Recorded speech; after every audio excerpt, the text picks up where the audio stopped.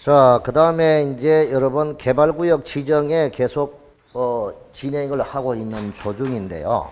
일단 여러분들이 이제 개발 사업을 할 때 도시개발구역을 지정을 하면서 동시에 개발 계획을 수립을 하고 고시를 합니다. 자, 이게 고시가 되면 이제 시행자를 지정을 해서 그 다음에 시행자가 실시 계획을 작성을 해서 이것을 인가고시를 받게 됩니다. 자, 그럼 여기서 이제 구역의 지정권자와 개발계획 수립자가 시도지사, 대도시시장, 예외적으로 국토부 장관이다. 자, 그 다음에 미리 구역을 정해놓고 나중에 계획을 수립할 수가 있다. 자, 그게 우리는 공자생모 뭐라고 했습니까? 39. 이렇게 우리가 본 거를 기억하시면 되겠죠. 자, 이렇게 해서 이제 구역을 지정하는 그 과정을 우리가 봤고요. 자, 그 다음에 이제 시행자를 정하네요. 시행자는 공공시행자가 있고, 그 다음에 두 번째 공동출자법인, 세 번째 민간시행자가 되는데, 여기서 공공시행자는 네 가지예요. 이게 네 가지인데 여기서 국가와 지방자치단체 이거를 별도로 우리가 뭐라고 하느냐, 행정청 시행자라고 합니다. 누구 시행자? 그 유일하게 행정청 시행자는 이 사람 뿐이죠. 이 사람들 풀면은 8명이잖아요. 그렇죠? 8명. 국가도지사하고 6인 이렇게 되죠. 자, 그 다음에 이제 공공기관이죠. 그 공공기관은 6명이죠. 자, LH주택공사, 땅 사고, 집 사고. 자, 그 다음에 농사 짓고, 물 관리하고, 그 다음에 농사 다 지어서 관광 한번 갑니다. 관광 갈 때는 안전하게 철도 타고 가고, 거기서 선물 구입해 와야 됩니다. 매입공사. 그래서 주택공사, 농어촌공사, 수자원공사, 관광공사, 철도공사, 매입공단, 매입공사. 그렇죠. 자, 그 다음에 이제 한국 정부 출연기관. 정부 출연기관은 두 가지죠. 그래서 한국철도시설공단이 있고, 제주 국제자유도시 개발센터가 있고, 그 다음에 지방공사가 있습니다. 그 지방공사는 도시공사나 도시개발공사, 이거를 말하죠. 그 다음에 이제 공동출자법인인데 여기서 알아둘 거는, 자, 이 사람하고 여기 민간업이 공동으로 하는 거죠. 그러면 여기서 여기 이 사람하고 여기 민간이 소유자 조합. 그럼 이 조합을 빼고 나머지는 공동으로 할 수 있어요. 그 다음에 이전법인. 이전법인은 두 가지. 공장법인하고 학교법인이 있어요. 그래서 여러분, 돈을 벌 때 잘 모르겠거든. 사립대학이 들어서는 곳으로 따라가면 그것도 돈 되죠. 대학교는 도시개발 사업의 시행자가 될 수 있습니다. 그래서 서울의 한양대학이 지방으로 옮긴다 하면 따라가면 돼. 그 한양대학의 땅 부지, 이런 대학교 부지 옆에 땅 사면 다 돈이 오를 수밖에 없습니다. 무슨 말인지 알겠죠? 자, 그 다음에 건설업자, 그리고 등록업자, 그리고 부부입니다. 부부. 부동산 개발업자, 그리고 부동산 신탁회사, 부동산 투자회사. 자, 이렇게 우리가 볼 수가 있어요. 그래서 민간개발사업 시행자는 소조, 이건등 부부. 시작. 소조, 이건등 부부. 이게, 그럼 여기서 봐. 이전법인하고 여기 지방공사가 공동으로 출자를 했다. 그럼 여기서 출자비율이 50% 초과하면 그 공동출자법인은 공공시행자가 되고, 이 사람이 50% 초과 출자하면 민간시행자가 되는 겁니다. 그러니까 요것을 이제 공동은 위아래로 왔다 갔다 하죠. 그러면 요 사람만 행정청이잖아. 그럼 나머지는 전부 다 비행정청이다. 이렇게 말할 수 있죠. 그러니까 여기서 행정청이라고 부를 때가 있고, 비행정청이라고 부를 때가 있고, 그 다음에 공공 민간으로 부를 때가 있으니까 알아두시고. 그 다음에 소유자와 조합이 할 때는 환지 방식. 자, 전부를 환지 방식으로 사업을 시행할 때 그때는 원칙적인 시행자가 소유자와 조합입니다. 자, 그 다음에 지방자치단체 등 지방자치단체 등이 환지 방식의 시행을 할 수가 있습니다. 지방자치단체나 주택공사가 환지 방식의 시행자가 될 수 있는 것은 자, 1년 6개월 그리고 병행 그리고 2분의 1, 2분의 1 이거죠. 그래서 16 병행 2분의 1, 2분의 1 시작 16 병행 2분의 1, 2분의 1 어차피 여러분 기본서 안 보고 이거 보면 모른다 이런 생각은 버려요. 기본서는 지금 보면 시간이 낭비가 한번 다 그거 보는데 시간 다 낭비야. 그러니까 여기서 요약집은 나는 서부노트라고 되어 있지만 서부노트가 아니야. 이게 기본서보다 더 상세해 한마디로 오히려. 그러니까 그 얇다고 해서 그거 공부하기 어려운 게 오히려 훨씬 더 빨리 공부할 수 있는 요령이 있는 거야. 자, 이걸 보는데 옛날에 그 공자님이 어디 유랑을 갔는데 대자들하고 같이 움직였는데 그 가뭄이 와가지고 음식이 하나도 먹을 배를 철철 골았어요.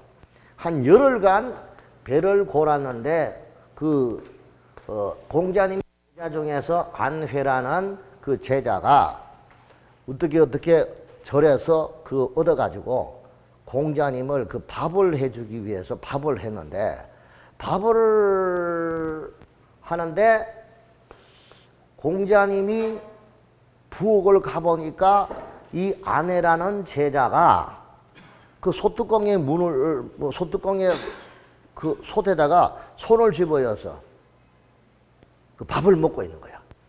밥을 먹고 있는 그거를 목격하고 공자가 자기 자리를 돌아가서 이렇게 있는데 마침 아내가 밥을 갖고 와서 식사하시라고 가는 거야. 그래서 이제 공자님이 이미 알잖아요. 지가 먹고 했는 거를. 그래서 이제 공자님이 버릇을 고치기 위해서 자, 아내야.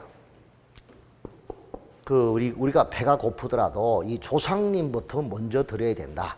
조상님한테 예를 드리고 밥을 먹어야 된다. 이렇게 하니까 안회가 무릎팍을 꿇고 스승님 이거는 제사에 밥으로 쓸 수가 없는 밥으로 쓸 수가 없습니다. 이렇게 하는 거예요. 왜 그러냐 하니까 밥을 짓는 도중에 그 지붕에 흙이 떨어져서 밥 아래 묻어가지고 도저히 제사를 지낼 수 없습니다. 그래서 그 흙이 묻어있는 밥알을 제가 잠시 먹었습니다. 이렇게 하는 거예요. 그 공자님이 자기 그 성인군자도 자기 자신을 본 선입견대로 말을 한 거잖아. 의심을 했잖아요. 그러니까 사람들은 이게 선입견이 가장 무서운 거예요.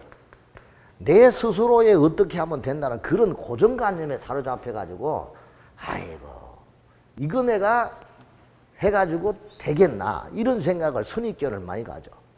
떨어지면 떨어지더라도 한꺼번에 같이 하라고 내가 얘기하는 거예요. 어떤 분을 가지고 얘기하는 게 아니고. 그래서 이제 인도의 그 유명한 그 시인도 그런 말 했잖아. 타고르 아시죠? 그 타고르라는 그 분이 자기 하인이 그 빗자리를 들고 청소를 하는 하인이야. 근데 이 하인이 청소하러 올 시간이 2시간이 지나도 안 오는 거야. 안 오니까 타고르가 성질이 나가지고 오면 이거 쫓아내야지 하면서 마음먹고 하는데 2시간 뒤에 하인이 온 거요. 오늘 와서 빗자리를 들고 청소하려고 하는데 타고르가 너는 있을 필요 없다. 나가라. 그만두고 나가라. 이렇게 얘기하니까 타고르가 하인이 하는 말이 출근하려고 했는데 우리 아이가 죽어서 장례 지내고 온다고 늦었습니다. 그래서 그 타고르가 또 깊이 반성했다는 그런 얘기. 그러니까 사람들은 선입견을 좀 버리시라고요. 아시겠죠? 남을 물론 뭐 배려한다는 거는 어렵습니다만 배려하는 게 아니고 내 인생을 살더라도 지나친 선입견은 버리는 게 좋겠다는 그런 생각을 잠시 해봤습니다. 저 뭐 얘기하다 하느냐. 공부도 마찬가지예요. 이렇게 하면 된다, 이렇게 하면 된다. 이런 자기 선입견에 사로잡히지 말고 이 공부에 대해서는 먼저 선자야. 선생이라는 말이 먼저 났다는 말이 아니에요. 태어났다는 게 아니고 그 분야에 대한 학문을 먼저 했고 먼저 해왔던 전문가다 이 생각이야. 그러면 전문가가 하는 말을 좀 귀담아 들었으면 좋겠다는 그런 얘기 아시겠죠? 자, 아침부터 또 이상한 소리를 해가지고 그러네요. 자, 일단 소유자와 조합은 전부를 환지 방식으로 할 때 소유자와 조합이 시행자야. 그러면 예를 들어서 소유자가 아니어도 할 수 있는 게 환지 방식 할 수 있는데 어떤 거? 지방자치단체 등에게 주택공사나 신탁업자 이들로 하여금 환지 방식을 시행케 할 수 있는 경우가 1년 내에 시행자 지정 신청을 안 한다. 연장 6개월 내에 소유자 조합이 시행자 지정 신청을 안 할 때 그때는 자치단체 등이 할 수가 있고 자치단체장이 시행하는 사업과 공공사업과 병행하여 시행할 필요가 있을 때 자치단체 등이 할 수 있고 그 다음에 면적의 2분의 1, 소유자 2분의 1의 동의가 있어서 자치단체 등의 시행에 동의한 경우 이때는 자치단체 등이 소유자 조합을 제외한 이들이 환지 방식의 사업을 시행할 수 있다 이거예요. 자, 그러면 그런 경우도 우리가 확실하게 한번 보시면 87페이지 한번 봐봐요. 87페이지 중간에 환지 방식 보입니까? 보입니까? 자, 환지 방식은 전부를 환지 방식으로 할 때 원칙은 누구? 소유자와 조합을 시행자로 지정한다. 예외가 있죠. 자, 지정권자는 위 1의 규정에도 불구하고 다음에 해당이 되는 사유가 있으면 자치단체나 그 다음에 한국토지주택공사, 지방공사, 신탁업자 중 외부감사 대상이 되는 자 이런 사람 등을 시행자로 지정할 수가 있다 이거죠. 그런 사유가 세 가지. 소유자 조합이 개발계획 고시가 있고 1년 내에 연장 6개월 내에 시행자 지정을 신청 안 한다. 자, 그 다음에 자치단체 장기 집행하는 공공시설 사업과 병행하여 시행할 필요가 있다.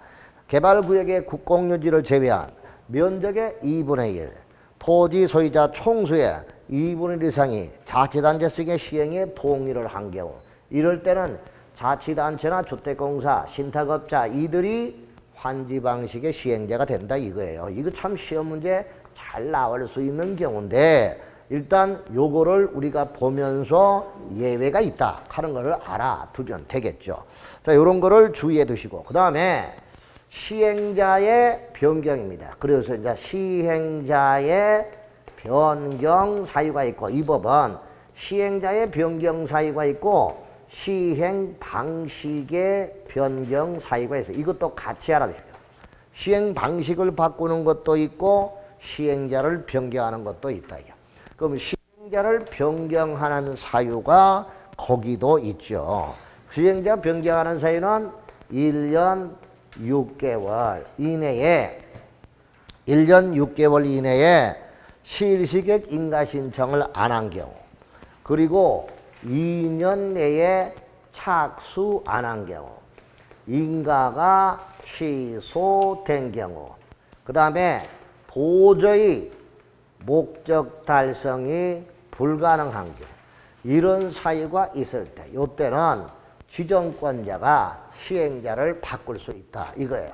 자, 그런데 요걸 하는데 요거를 보기 전에 여기에서 있는 문제 몇 문제 더 풀어보고 진행을 해야 돼요. 그래서 아까 소방점검 때문에 정리를 못했는데 4페이지 보십시오. 자, 4번 4번에 보니까 이걸 보고 구역의 지정권자와 개발계획 수립은 동일하다는 말이 나오죠. 그래서 4번에 1번 개발구역의 지정권자와 개발계획의 수립자는 동일하다. 아주 정확한 표현이죠. 책에는 이런 말이 안 나오지만 법조문에는 안 나오지만 문제는 이렇게 충분히 나올 수 있죠.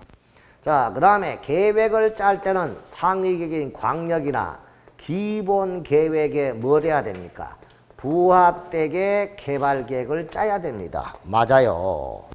자, 그 다음에 광역과 기본계획이 수립되지 않더라도 구역을 지정할 수 있는 경우는 바로 어떤 경우냐? 자, 여기는 바로 구역을 지정할 때, 자, 페이지, 82페이지 제일 밑에 봐요. 82페이지 제일 밑에 보면은, 자, 거기서 자연 녹지, 생산 녹지, 도시적 외의 지역에 개발 구역을 지정할 때는 먼저 광역이나 기본 계획으로 개발 가능한 용도 지역으로 지정되고 난 다음에 개발 구역을 지정할 수 있다. 그러나 자연 녹지하고 계획관리 지역은 광역이나 기본계획이 뭐 되지 않더라도 수립되지 않더라도 개발구역을 뭐 할 수 있다? 지정할 수 있다. 바로 그 문제죠. 그러니까 이번에 광역과 기본계획이 수립되지 아니한 지역에는 자연녹지와 계획관리 지역에 한해서 개발구역을 뭐 할 수 있다? 지정할 수 있다. 맞습니다. 자, 3번. 개발구역의 지정권자는 전부를 환지 방식으로 시행하기 위한 개발계획을 수립할 때 토지 면적이 얼마? 3분의 1은 토지 소유자와 총수 얼마? 2분의 1 동의. 맞네요. 개발계획을 공모하거나 자연녹지 도시적 외의 지역의 개발구역 지정할 때는 미리 구역을 지정한 이후에 계획을 수립할 수 있다. 맞습니다.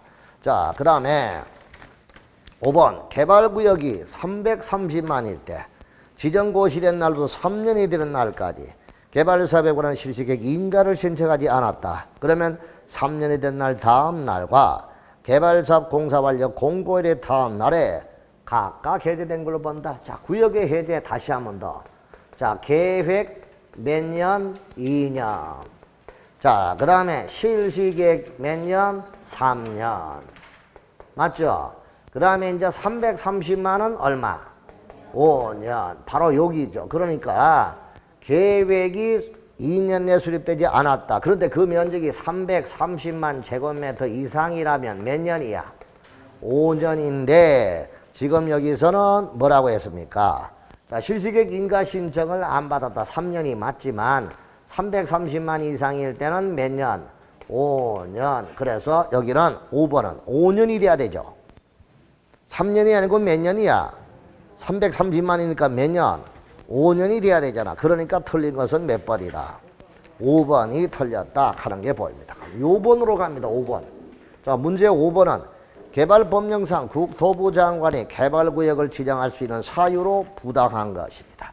자, 아까 국장이 개발구역을 지정하는 사유 아까 보셨죠? 81페이지 제일 밑에 국장이 구역을 지정하는 거. 자, 국가 요청, 제안, 협의 안 된 경우 천재지변. 다시 국가 요청, 제안, 협의 안 된 경우 천재지변. 오케이? 그러면 몇 번인가요? 4번. 2개 이상의 도에 걸쳐 있는 경우가 아니고 걸친 경우 서로 뭐가 안 된 경우. 협의가 안 된 경우일 때 국장이 지정하는 거잖아요. 맞죠? 그래서 4번이 뭐 했다? 틀렸다 이 뜻입니다. 자, 7번, 6번째. 도시개발법의 동의요건으로 부당한 거. 아까 동의요건 봐요. 전부를 환지 방식으로 할 때는 3분의 2, 2분의 1. 그 다음에 민간이 구역 지정을 제한할 때는 총수 동의 없이 면적이 얼마? 3분의 2. 오케이? 조합을 설립할 때 동의요건이 3분의 2, 2분의 1이야. 그러면 1번. 토지 소유자의 행정관청이 아닌 시행자가 개발구역 지정을 제한한다. 민간 시행자 구역 지정을 제한한다. 면적이 얼마? 3분의 2. 맞네. 환지 방식으로 시행하기 위한 개발계획을 수립할 때 토지 면적이 얼마? 3분의 2 해당한 토지 소유자 총수 얼마? 2분의 1의 동의. 맞네. 조합 설립 인가를 신청할 때 토지 면적이 얼마? 3분의 2, 2분의 1. 맞네. 4번. 행정관청이 아닌 시행자의 환지계획 인가식. 자, 이래 보세요. 여기서 인가고시 받고 그 다음에 수용 사용의 방식하고 환지 방식으로 합니다. 환지 방식은 헌 땅 주기 위한 환지 계획을 작성해서 이거를 인가를 받게 됩니다.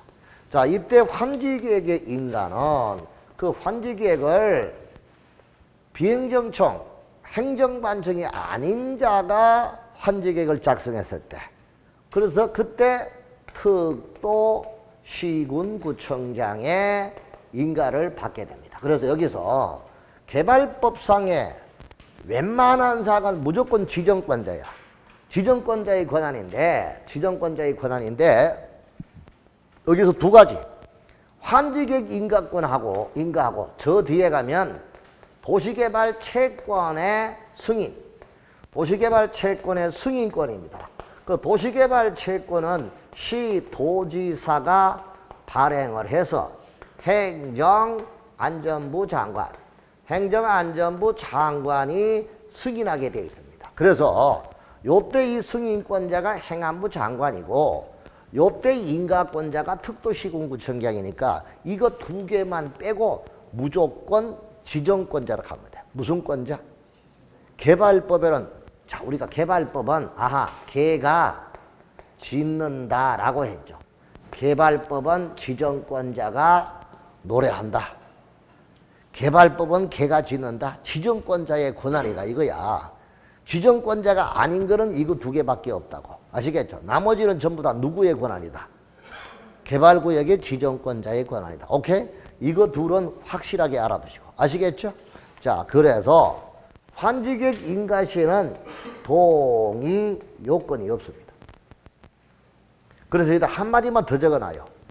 미리 공부 좀 하고. 환지객의 인가권하고 인가할 때 하고 그 다음에 정비법에 도시 및 정비법에 관리처분계획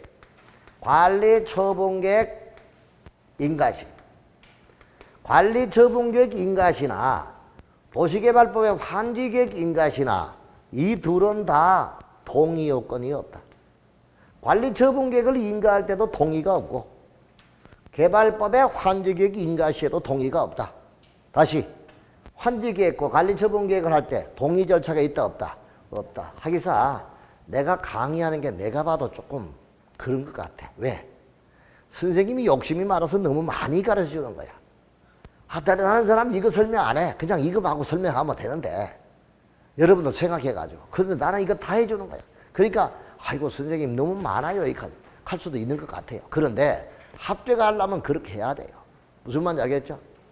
같이 봐버리면 금방 해결되잖아. 매를 맞더라도 미리 맞는 게 제일 상책이에요. 늦게 맞으면 더 아파요.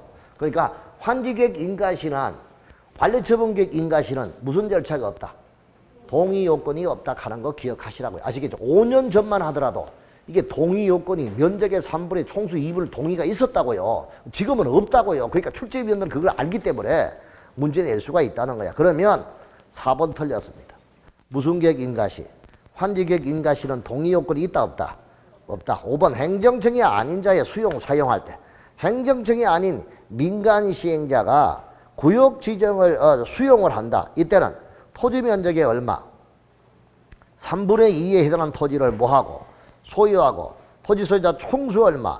2분의 1의 동의를 받아야 됩니다. 그렇죠? 그래서 행정청이 아닌 자가 토지를 수용하려면 면적의 얼마? 3분의 2 토지를 소유하고 토지 소유자 총수 얼마? 2분의 1의 동의인데 여기다가 두 글자로 부자라고 적어라. 뭐라고요? 부자 아니면 수용을 못해요. 민간은. 뭐일 때? 부자일 때 수용할 수 있다. 오케이? 그렇게 봐두셔야 됩니다. 정답은 여기는 몇 번인가요?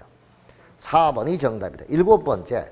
개발구역 지정과 개발계획과 관련된 설명을 옳지 못하고 시군구청장은 시도지석의 구역 지정을 요청할 수가 있고 도시개발구역은 도시지역 안에서만 일정 기준 면적 이상을 대상으로 한다. 제갈량씨 틀렸어요? 맞아요? 네? 네? 맞아요?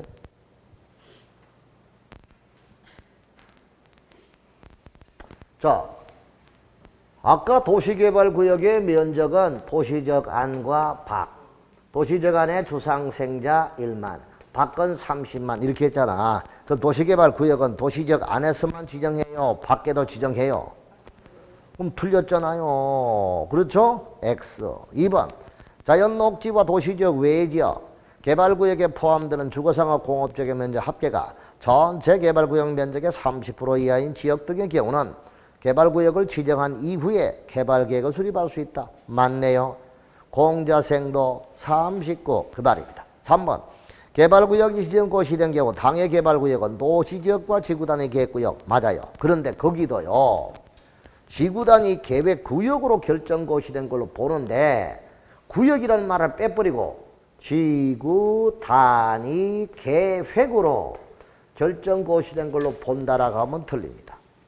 지구단위 계획 구역으로만 지정된 걸로 보지 지구단위 계획까지 결정고시 된 걸로 보는 것은 아니니까 주의하시고, 지정하고자 하는 개발구역의 면적이 100만 이상일 때 국토부 장관과 협의가 필요합니다. 줄 쳐두시고요. 국장과 협의가 필요하고요. 그럼 이것도 이제 여러분 책을 볼 때 잘 이걸 못하는 분들이 많아요. 자, 그럼 여기서 한번 볼게요. 자, 페이지 84페이지 보면은 84페이지 보니까 중간에 두 번째 줄에 칼에 협의. 지정권자가 관계행정기관장과 협의를 하는 거. 그런데 구역면적이 얼마? 100만 이상 체크하시고, 몇만 이상? 100만 제곱미터 이상일 때. 자, 요때는 이상인 경우하고 국가계획과 관련이 될 때는 사전에 누구하고 협의하라? 국토부 장관과 뭐하라? 협의를 해야 된다. 그 뜻이죠. 그러니까 4번도 맞고요. 5번. 개발구역 안에 시장 등의 허가 없이 건물의 건축 토지용지를 변경 행위를 한 경우는 3년 3천만 원. 아주 정확합니다. 그래서 틀린 것은 몇 번이더라? 1번, 8번. 개발구역의 지정 특례 별표 5개. 항상 여기서 두 문제 나오면 이 문제가 틀림없이 나올 것 같아요. 그래서 특례 별표하시고. 자, 아까 우리가 봤죠. 면적에 관계없이 개발구역을 지정할 수 있는 거 다 같이 취계, 지국, 시작? 그러면 취락과 개발지정지구 지구단위 계획구역은 뭐에 관계없이? 규모에 관계없이 개발구역을 뭐 할 수 있다? 지정할 수 있다. 맞죠? 다음 개발중인 구역과 개발하고자 하는 구역의 면적을 합한 면적이 개발구역 지정 규모 이상이고 시행자가 동일한 경우로서 동일한 목적으로 수차에 걸쳐 부분적으로 개발하거나 연접하여 개발할 경우는 개발중인 구역과 개발하고자 하는 구역 하나의 개발구역으로 뭐 한다? 통합하여 뭐 할 수 있다? 지정할 수 있다. 자, 그럼 그 경우도 82페이지 보면은 통합개발구역 지정 보입니까? 통합개발구역 지정 보이시죠? 그대로 옮겨놓은 거니까 알아두시고요.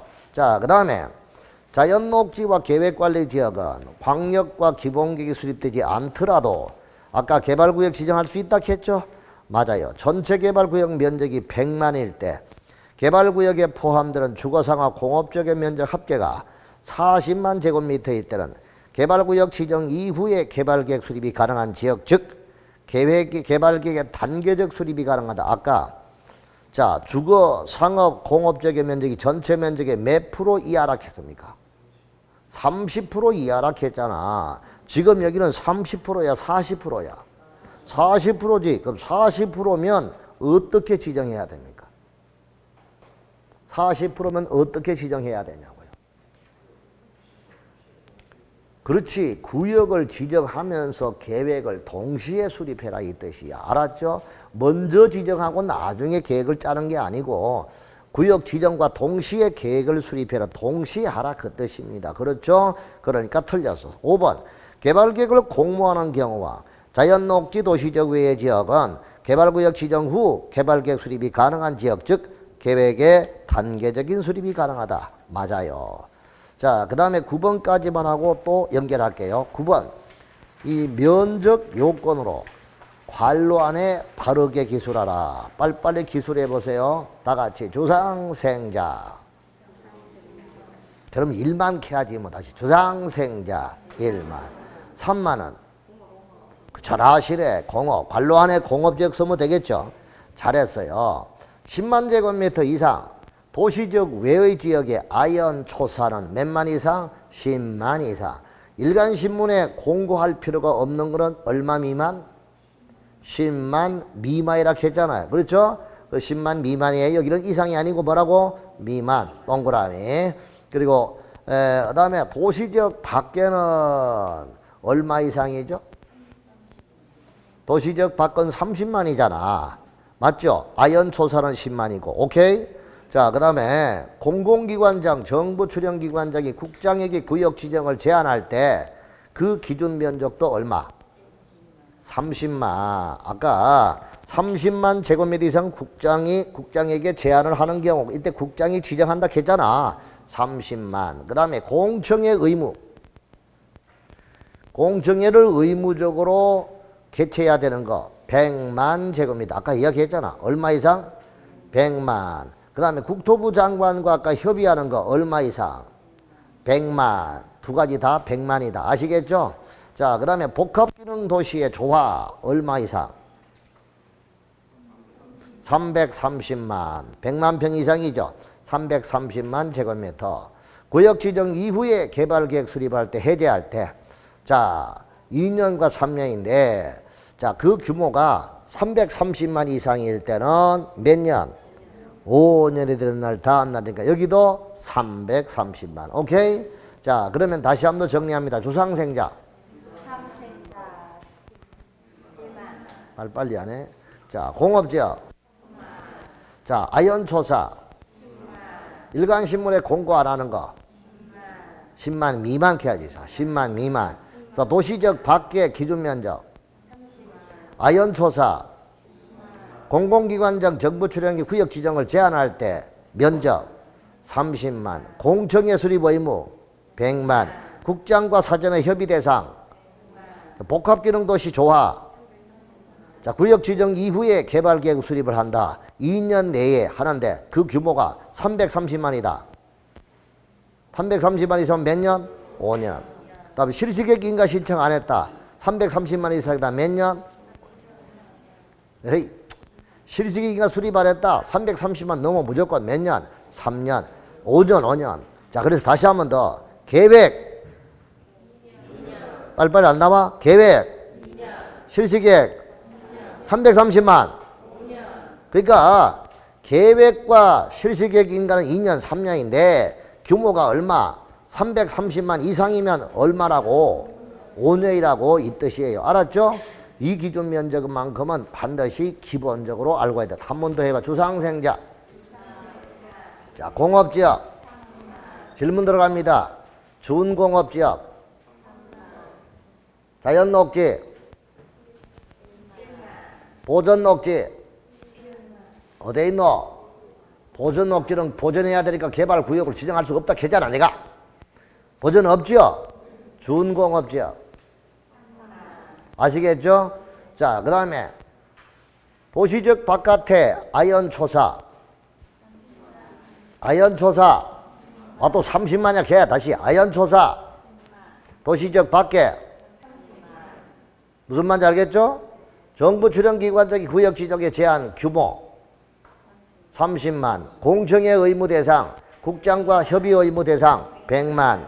복합도시 330만. 반드시 기억하십시오. 자, 이 기준 면적은 분명히 알고 가야 된다. 오케이. 요렇게 해서 이제 구역 지정에 관한 거 봤고, 이제 86페이지 보십시오.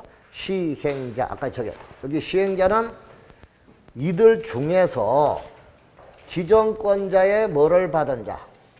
지정권자로부터 뭐를 받은다.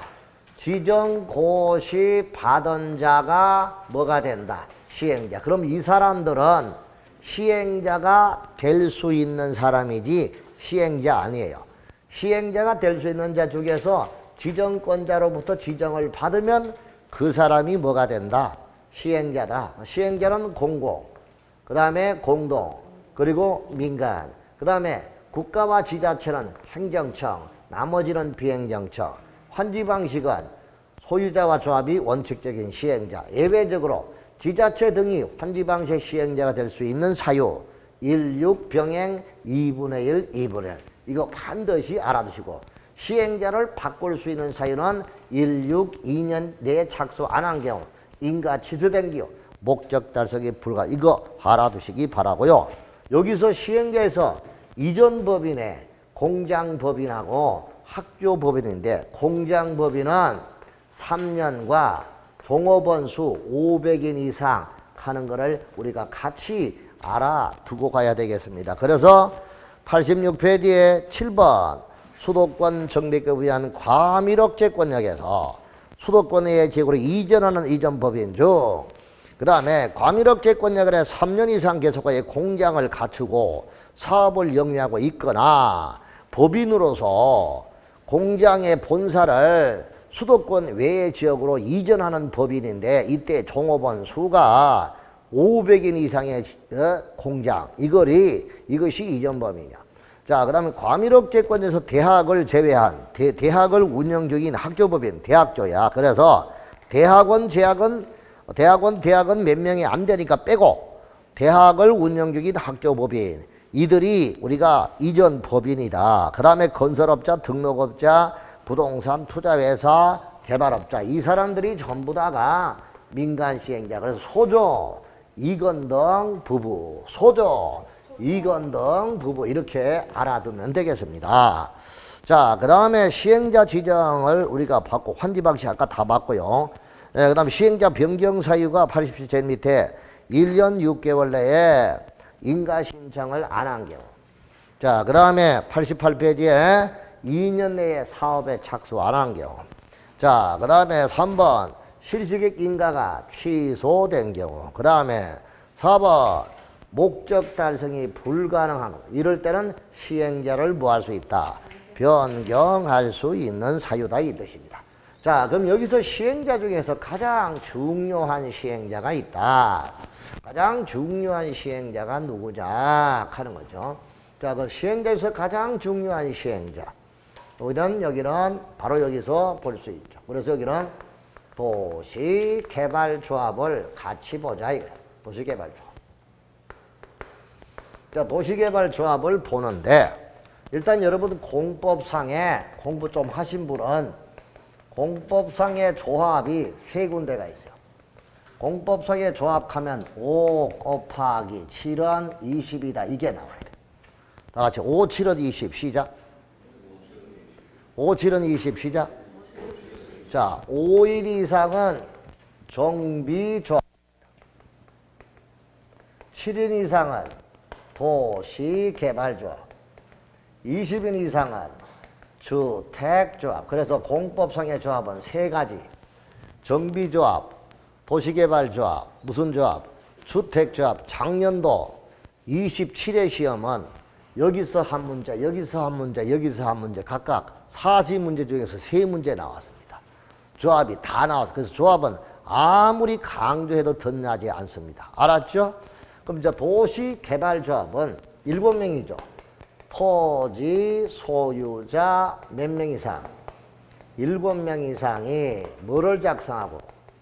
정관을 작성해서 그 다음에 면적의 3분의 1 소유자의 동의와 소유자 총수 얼마?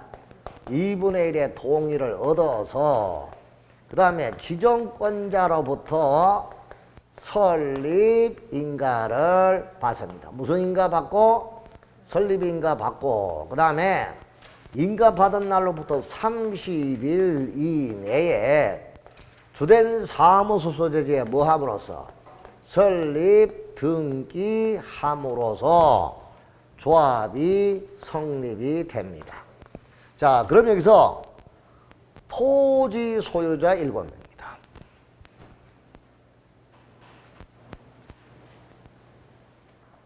도안씨? 많이 바쁘십니다. 그렇습니까? 나 그거 안 물었는데요. 자, 도시개발조합은 토지 소유자죠. 토지 등 소유자입니까? 토지 소유자입니까? 토지 등 소유자입니까? 토지 소유자입니까? 토지 등 소유자 하면 안 됩니다. 정비조합은 토지 등 소유자고 도시개발조합은 토지 소유자입니다. 아시겠어요? 그럼 거기 들어봐요. 도시개발구역에는 조합은 도시개발구역 안에 땅을 갖고 있는 토지를 소유하고 있는 사람이면 도시개발조합 설립에 동의를 하든 안 하든 도시개발조합의 조합원이 될 수 있다. 맞습니까? 맞아요. 도시개발조합은 동의하든 안 하든 무조건 도시개발구역 땅 소유자면 무조건 조합원입니다. 무슨 말인지 알겠죠? 동의 여부를 가리지 않습니다. 무슨 말인지 알겠죠? 그러나 재건축조합이나 정비조합은 반드시 뭐 한 사람만, 동의한 사람만 조합은 해요. 뭐 한 사람만? 동의한 사람만 조합입니다. 우리 도한 씨 너무 공부를 열심히, 입습을 다 터졌네.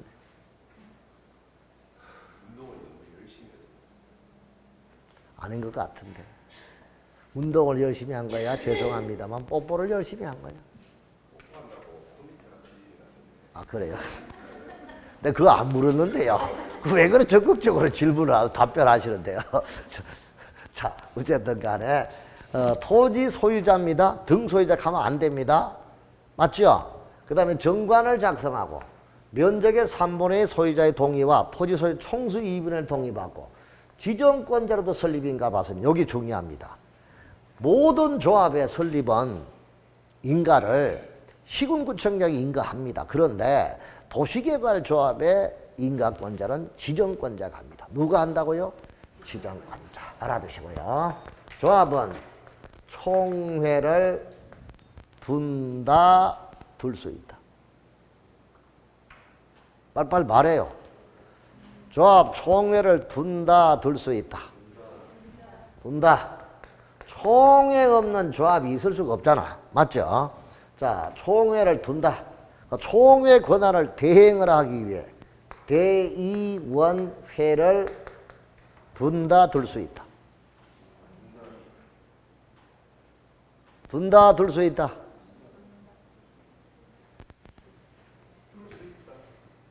둔다, 둘 수 있다.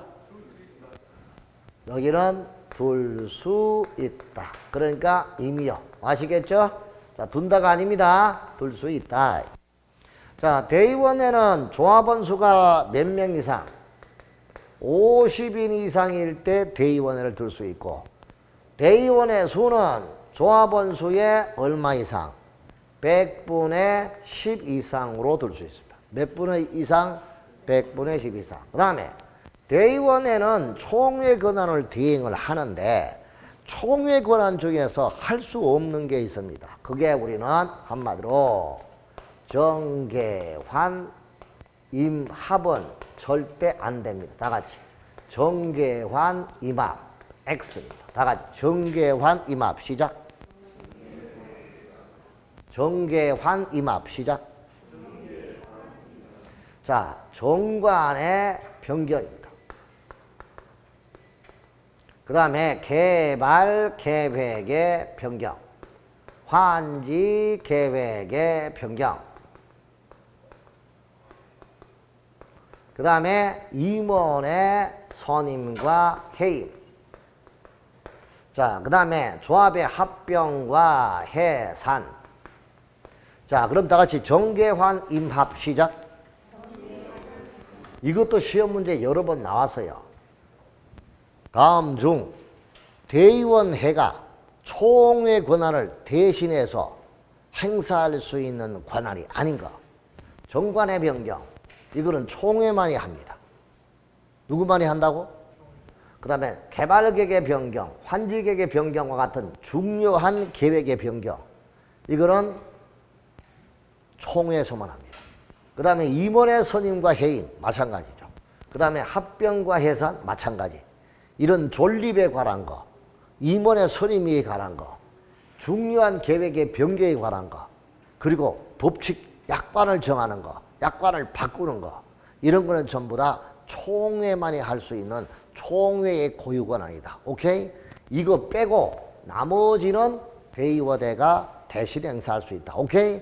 다 같이 정계환 임합 시작. 중요한 거예요. 알았죠? 자, 그 다음에 총회는 임원을 둔다, 둘 수 있다. 임원을 둔다, 둘 수 있다.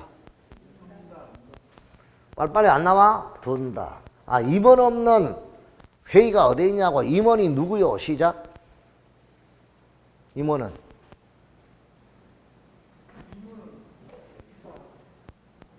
빨리 말해봐요. 이사 좋아. 그 다음 검사 또 대장이 있어. 대장. 조합장. 그 조합장. 그 다음에 이사, 감사. 이 사람은 반드시 둬야 됩니다. 알았죠? 자, 임원의 결격 사유. 임원의 결격 사유는 바로 제한 능력자. 무슨 능력자?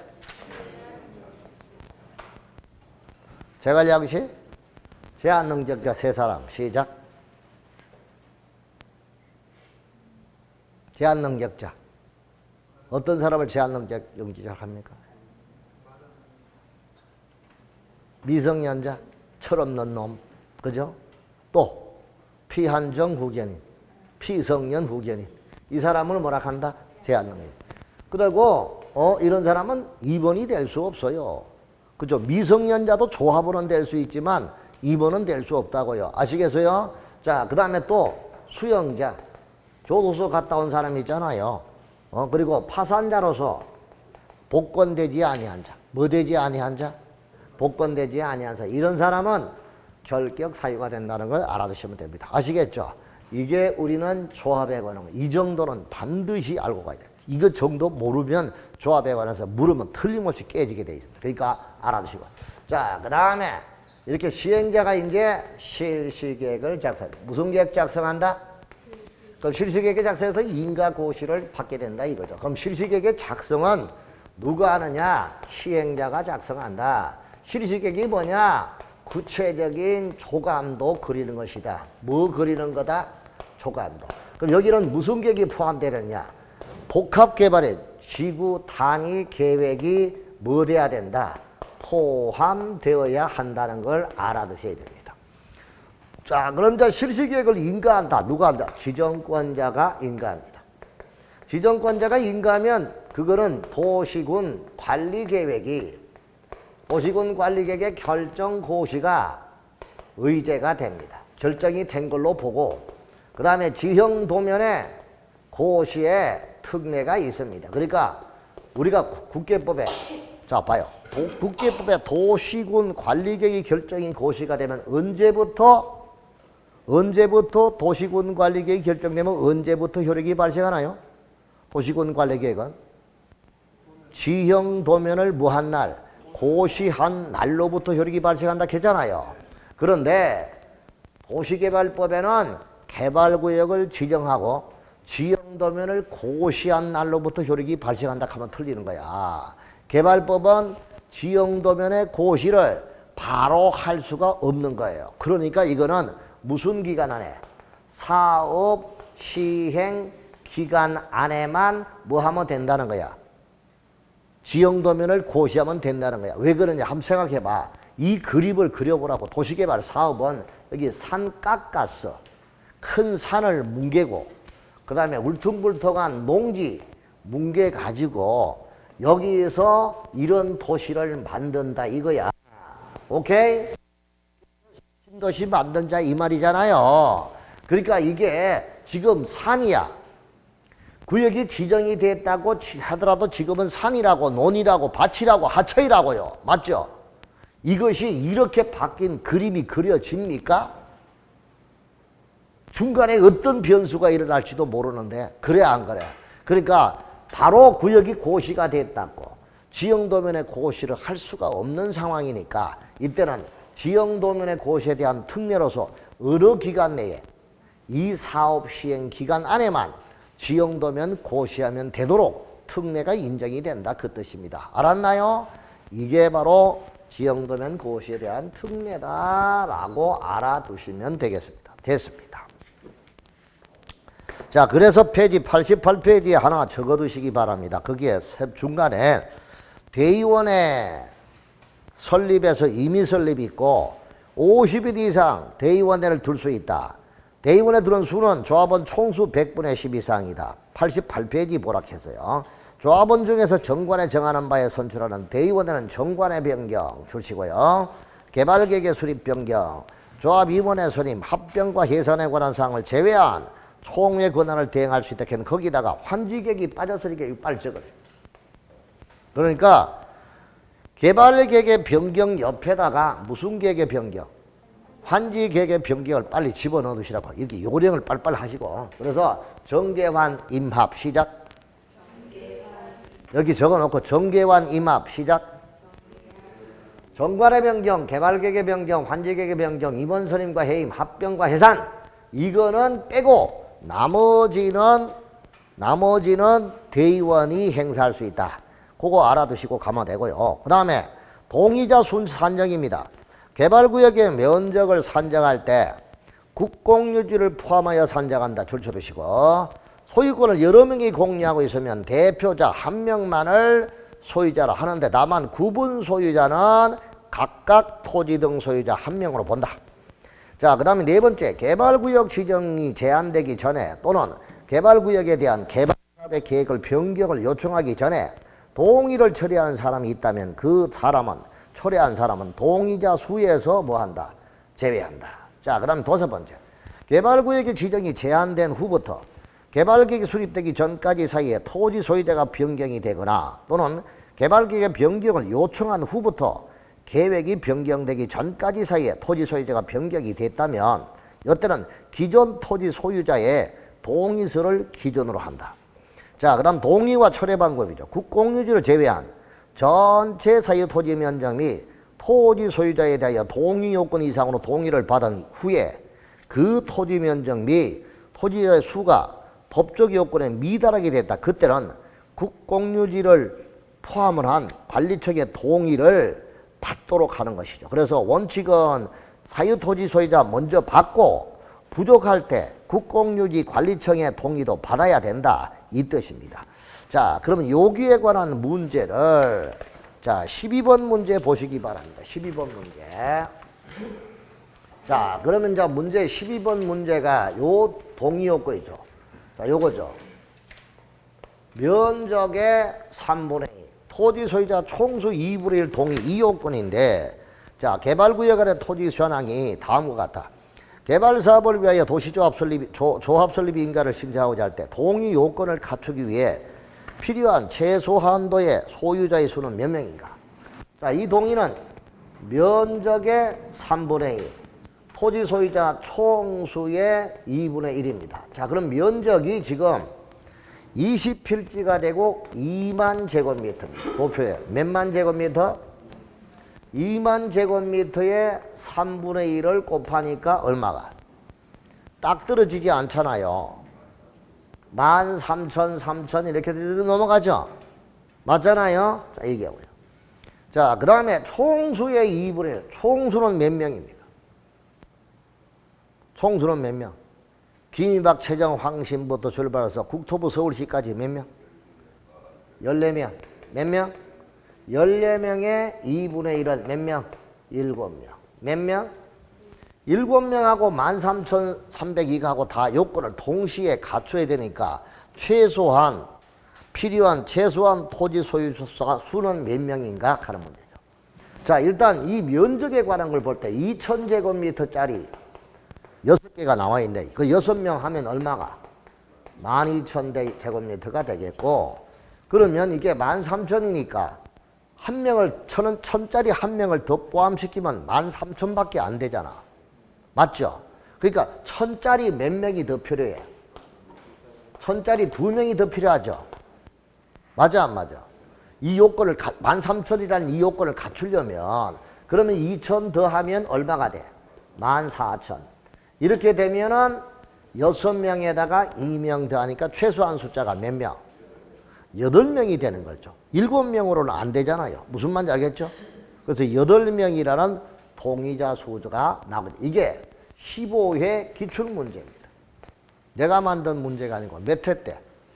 15회 때 기출문제. 지금으로부터 지금 몇 회입니까? 29회 아이가? 29회잖아. 그 29회니까 몇 년 전이야? 14년 전이죠. 14년 전의 문제야.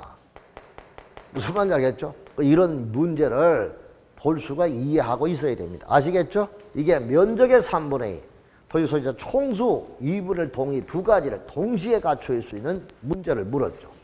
8명이라는 게 정답입니다. 아시겠죠? 기억해 두시기 바랍니다. 알았나요? 자, 그 다음에 89페이지입니다. 실시계획이죠. 아까 여기 실시계획은 시행자가 작성하고 구체적인 조감도 그리는 것이고 지구단위 계획이 포함된다. 줄 쳐두시고. 인가권자는 지정권자다. 지정권자가 한다. 인가가 떨어지면 도시군관리계 결정고시가 의제가 된다. 줄 쳐두시고. 지역고시도면의 특례. 무슨 기간 안에 할 수 있습니까? 사업시행 기간 안에 할 수 있다. 무슨 기간 안에? 사업시행 기간 안에. 자, 그 다음에 실시객 인가를 받으면 다음에 허가를 받은 걸로 보는데 건주, 농산산 시작. 그래서 관련 인허가의 의제 이렇게 해가지고 거기서 보는 게 건주, 농산산 시작. 자, 이것도 아무것도 아니지만 틀림없이 내가 볼 때는 하나가 나올 가능성이 있어요. 이리 봐요. 네 가지 공법 사업, 아까 네 가지 사업이 뭐다? 도시군계획시설 사업, 도시개발 사업, 정비 사업, 주택 사업입니다. 그 네 가지 사업에 다 계획이 있잖아요. 도시군계획시설 사업도 실시계획, 그 다음에 개발 사업도 실시계획, 정비 사업은 사업시행계획, 주택 사업은 사업계획 승인. 이건데 여기서 이 실시계획 인가를 도시개발법의 실시계획 인가를 받으면 건축법의 건축허가 받은 걸로 간주하고 주택법의 사업자 등록이나 한 장 넘기면 주택 사업 계획 승인 받은 걸로 본다. 뭐 받은 걸로 본다? 주택 계획 사업 승인. 무슨 계획? 사업계획 승인을 받은 걸로 본다고. 무슨 계획?